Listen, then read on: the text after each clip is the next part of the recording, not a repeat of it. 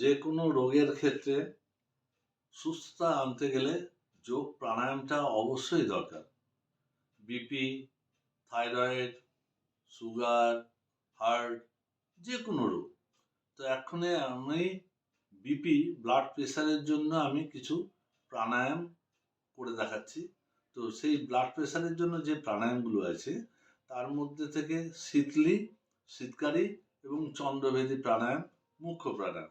তার সাথে সাথে রেগুলার বেসিসে 5 মিনিটের জন্য ভস্ত্রিকা, মানে লং ব্রিদিং, দীর্ঘশ্বাস নেব এবং ছাড়বো।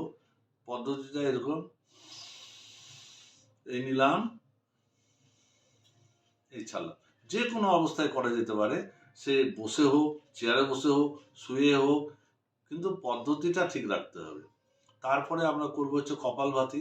এই ভস্ত্রিকা যেটা করলাম লাংসেটাকে মানে শ্বসনতন্ত্র স্ট্রং করবে। কপালভাতির মাধ্যমে হচ্ছে পাচনতন্ত্র স্ট্রং করবে। 1 সেকেন্ডে একটা স্ট্রোক। বিপি যাদের আছে তাদের ক্ষেত্রে 1.5 থেকে 2 সেকেন্ডে গ্যাপে গ্যাপে একটা স্ট্রোক পড়বে। জাস্ট নাক দিয়ে শ্বাসটা ত্যাগ করবো, সঙ্গে সঙ্গে পেটটা ভেতরে ঢুকবে। এই মধ্যপ্রদেশে এখানে যত অর্গানগুলো আছে সব অর্গানগুলোকে আমরা ব্যায়াম করাবো এই কপালভাতির মাধ্যমে। যেমন এরকম করে। আর মুদ্রা, এই মুদ্রায় থাকবে, একে বলে ধ্যান বা জ্ঞান মুদ্রা। মন শান্ত থাকবে, নেগেটিভ চিন্তা ভাবনা আসবে না। সুতরাং এটা এই মুদ্রায় আমরা বিপির ক্ষেত্রে এটা আমরা প্রয়োগ করব।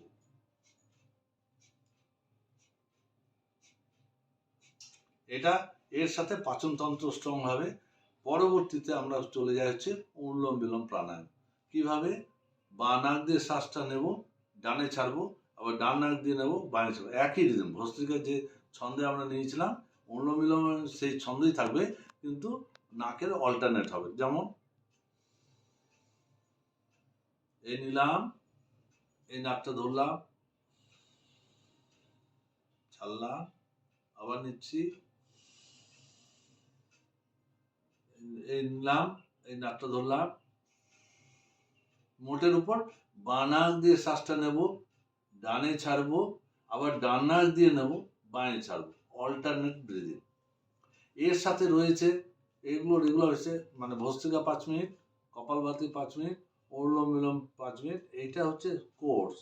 তারপরে হচ্ছে হাই বিপির ক্ষেত্রে করতে হবে হচ্ছে শীতলি, শীতকারী এবং চন্দ্রবেদী। শীতলি কি? চন্দ্রবেদীটা কি? বাঁ শ্বাস দিয়ে নেব, ডানে ছাড়বো, আবার বাঁয়ে নেব, ডানে, ওয়ান সাইড হবে। অনুলোম বিলোম যখন বোথ সাইড হয়, এটা ওয়ান সাইড হবে। যেমন, এবং সাউন্ডলেস ব্রিদিং, কোনো রকম আওয়াজ হবে না।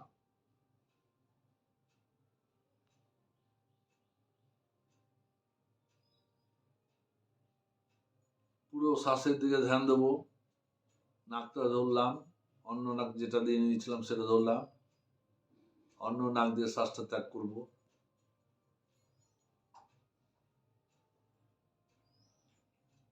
আবার দেখাচ্ছি, এই বাঁ নাক দিয়ে নিচ্ছি, অল্প সময়ের জন্য একটু হোল্ড করে রাখবো, মাথা নিচু করে, মাথা তুলবো,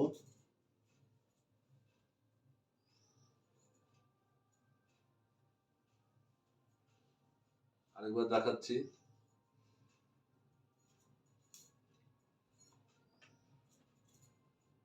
অল্প সময় হোল্ড করলাম, বাঁ নাকটা চাপলাম। এটা বলে হচ্ছে চন্দ্রবেদী। নেক্সট হচ্ছে শীতলি প্রাণায়াম। জিভটাকে বের করব, জিভটাকে রোল করব, করে মুখ দিয়ে শ্বাসটা নেব, নিয়ে অল্প সময় একটু হোল্ড করে রাখবো, তারপরে নাক দিয়ে শ্বাসটা ত্যাগ করবো। যেমন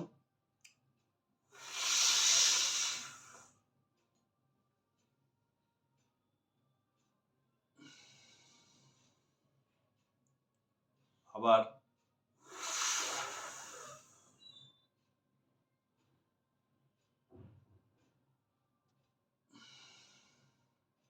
ভেতরের সমস্ত নার্ভাস সিস্টেমটা একদম শান্ত হয়ে যাবে। এরপরে হচ্ছে শীতকারী প্রাণ। চন্দ্রবেদী হলো, শীতলি হলো, শীতকারী হচ্ছে জিভটা রেল করব, তালুতে ঠেকাবো, হ্যাঁ,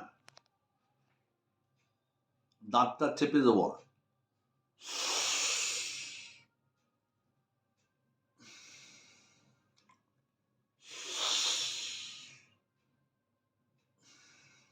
এই হচ্ছে বিপি, যাদের হাই বিপি আছে তাদের ক্ষেত্রে এটা সন্ধ্যার সময় যে কোনো সময় করা যেতে পারে। ভাত খাওয়ার পরে, ভাত খাওয়ার আগে, অনেক সময় কপালভাতির ক্ষেত্রে কি হয়, মিনিমাম 5 ঘন্টা গ্যাপে মেজর ফুডের আমরা কপালভাতি করি। কিন্তু অনুলোম বিলোম বা এই প্রাণায়ামের শীতকারী চন্দ্রবেদী এটা ভাত খাওয়ার পরে পরেও করা যেতে পারে।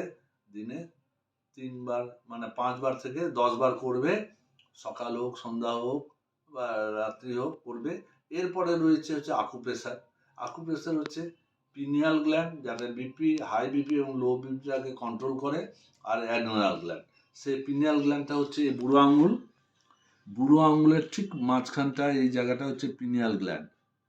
এই জায়গায় আমি 1 সেকেন্ডে একবার করে দাবাবো। এই পিনিয়াল গ্ল্যান্ড এটা বিপিটাকে কন্ট্রোল করবে, হাই লো।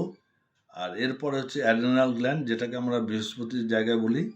এই উঁচু জায়গাটা, এই জায়গাটা আমরা এরকম করে দাবাবো। এটা হচ্ছে ডান বা দুটো হাতেই হতে পারে। এইবার ন্যাচুরোপ্যাথি খাওয়ার মধ্যে আমরা লৌকিকা জুস মানে লাউয়ের জুস খেতে হবে। সেটা খেলে তাহলে বিপিটাকে কন্ট্রোল করবে।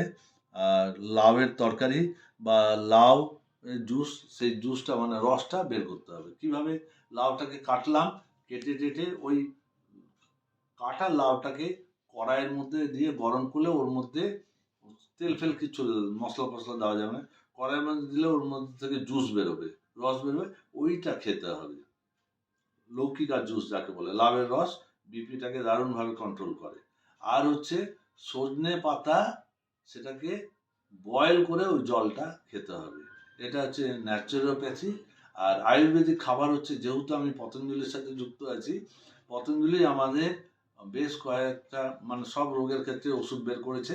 তার মধ্যে বিপির ক্ষেত্রে বিপি গ্রিড আর হচ্ছে মুক্তাবটি, সকালে খালি পেটে মুক্তাবটি, আর বিপি গ্রিডটা হচ্ছে খাওয়ার পরে।